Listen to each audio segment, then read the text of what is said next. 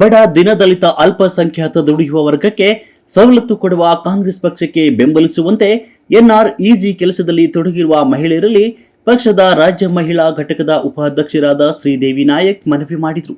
ಚಂದ್ರಬೊಮ್ಮಡ ಜಿಲ್ಲಾ ಪಂಚಾಯತ್ ವ್ಯಾಪ್ತಿಯ ಘಟಮೂರಲ್ಲಿ ಮಹಿಳಾ ಕೂಲಿ ಕಾರ್ಮಿಕರಲ್ಲಿ ವಿನಂತಿಸಿದ ಅವರು, ಕಾಂಗ್ರೆಸ್ ನುಡಿದಂತೆ ನಡೆಯುವ ಸರ್ಕಾರವಾಗಿದೆ.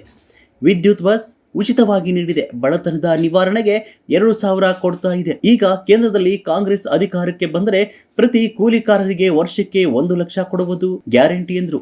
ರಾಯಚೂರು ಲೋಕಸಭೆಗೆ ಜಿ. ಕುಮಾರ್ ನಾಯಕ್ ಕೈ ಗುರುತಿಗೆ ನಿಂತಿದ್ದು, ವಚನಭ್ರಷ್ಟ ಪಕ್ಷಕ್ಕೆ ದೂರವಿಟ್ಟು ಕುಮಾರ್ ನಾಯಕ್ಗೆ ಮತ ಹಾಕಲು ಕೋರಿದ್ರು.